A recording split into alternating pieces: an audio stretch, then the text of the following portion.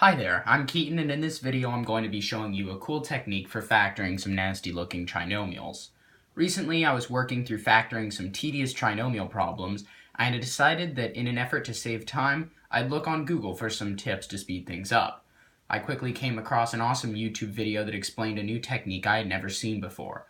It was faster, easier, and more efficient than the normal guess and check method I have seen taught in most math textbooks and used most often. So I figured I'd make a little tutorial here to share it with you. So here's an example of a trinomial that normally might take you just a little while to solve. 12y squared minus 16y minus 35. Now, why might this be a little bit difficult? Because we have a coefficient in front of the second degree term. That is, we have a number, in this case 12, being multiplied by our variable that's being squared. That's the second degree term. So, why is that difficult? Well, if we didn't have this coefficient here, we could just put down our parentheses and immediately start the factoring process by putting y and y right at the beginning, because y times y is y squared, and that's our first term. However, now that we have this 12 here, we have to figure out what number combinations will multiply to 12 and work with the rest of the trinomial. That could be 1 and 12, 6 and 2, or 3 and 4.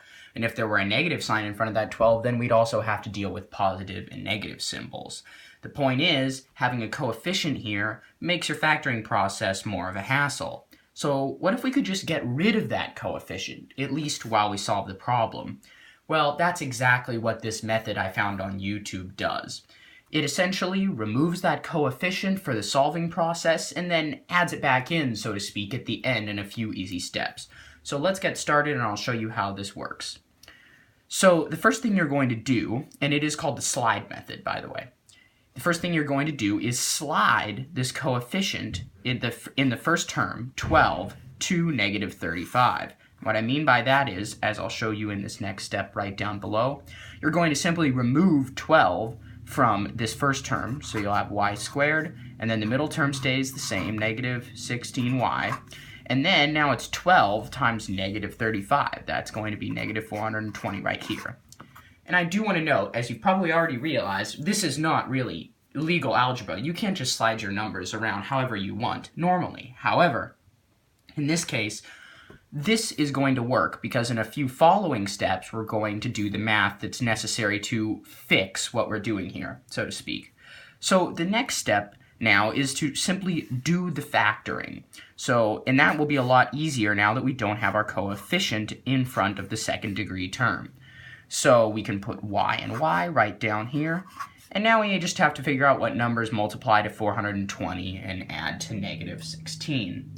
Now, I happen to know that that's going to be positive 14 and negative 30 in this case.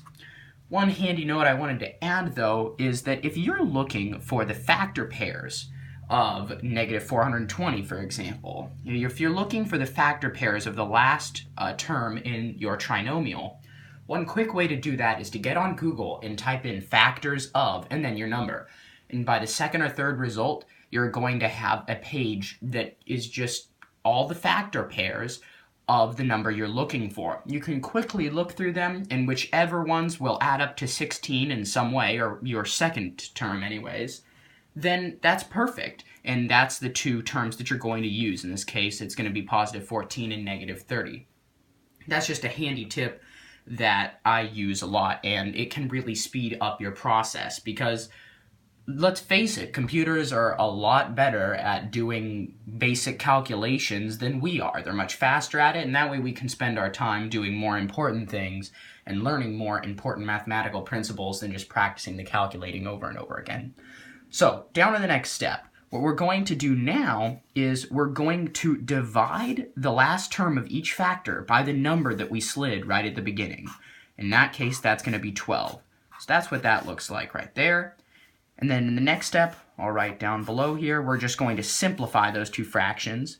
That's going to look like this. So we'll have y plus 7/6.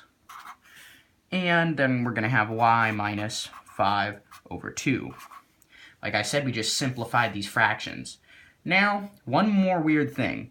We're going to slide the denominator right in front of our variable at the beginning of both factors. So that's going to look like this. we're going to have 6y plus 7. So your numerator stays the same right there. You just slide the denominator. So 6y plus 7 times 2y minus 5. And there you go. This is the factored solution for the trinomial that you were solving at the beginning. Thought this was a really cool method and makes the factoring process a lot easier than it normally is. So thank you for watching. I hope you enjoyed this video, and if you learned something new, please give it a thumbs up and subscribe. Happy factoring!